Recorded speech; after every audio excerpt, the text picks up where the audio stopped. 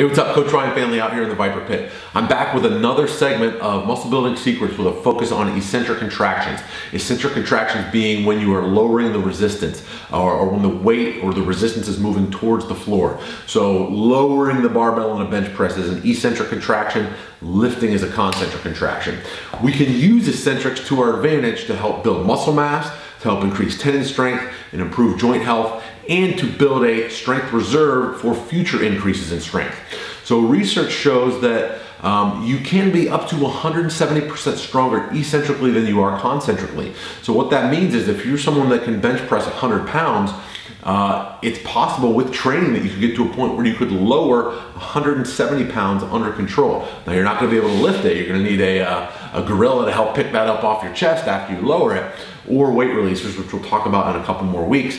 But the idea being you tend to be stronger in an eccentric contraction, and we can use that to our advantage when we're talking about training. So today we are starting now to get in the realm of supraphysiological eccentrics. So in the past few weeks we've done sub-maximal eccentrics, where we've worked just on controlling it down with the weight that you can lift, or we've talked about using momentum, or we've even done last week the 4+2 method where you reach failure and you're doing fatigued supramaximal eccentrics. Now we are doing supramaximal eccentrics in a fresh state. So we're going to do every set completely rested.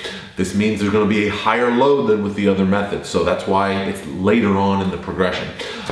Today we're going to talk about mechanical advantage eccentrics. And what this is, it's a simple way of changing body position to influence the load.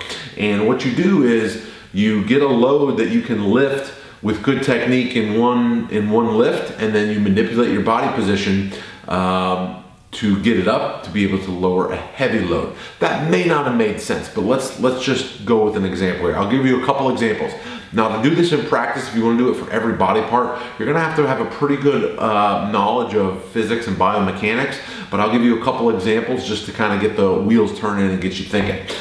So one example, let's say you can do shoulder lateral raises with, let's just say 20-pound dumbbells, and that's the best you can do. Well, one of the things you can do is you can grab 25 or even 30-pound dumbbells, heavier. And what you do is you curl it up to start with a bent elbow at 90 degrees. Then you lift with bent elbows. Now what that does, it shortens the lever arm, so it's going to be less resistance on the way up. Then when you get to the top, you straighten your arms out and do an overloaded supramaximal eccentric down nice and slow. Curl it back up, shorten the lever arm to lift, lengthen the lever arm to lower on the eccentric, okay? That's an example for shoulder lateral raises. It's a way that you can handle 30-pound dumbbells in a lateral raise on the eccentric when you can normally only do 20. Another example would be for chest. Let's say you want to really build your eccentric strength of the pec fibers.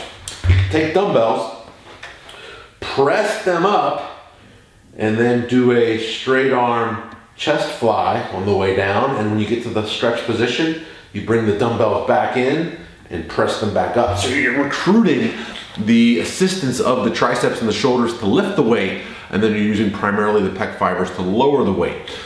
You will be able to build up to using heavier loads in that dumbbell fly than you normally would be able to do with a regular fly that isn't eccentric focused, okay? And then finally, another one that I'll show you real quick is triceps extensions. Same type of setup. You'll get a weight that's slightly heavier than what you can handle in a full range of motion tricep extension, and you will press the weight up, you'll lower it down with just elbow flexion, and then you'll drop the elbows, press it back up to use your pecs and shoulders to assist, and then triceps only on the way down. That's a great way to build tremendous elbow strength, elbow tendon strength, joint health, and boost your bench press. So those are just 3 examples of one way that you could do supramaximal eccentrics. Next week we're going to talk about another method you can use for supramaximal eccentrics to help boost your max strength, build some muscle mass, keep your tendons and joints healthy, and just win at life. All right, I'm Coach Ryan family from the Viper Pit. If you found this video useful, please hit subscribe below, and I'll see you next time.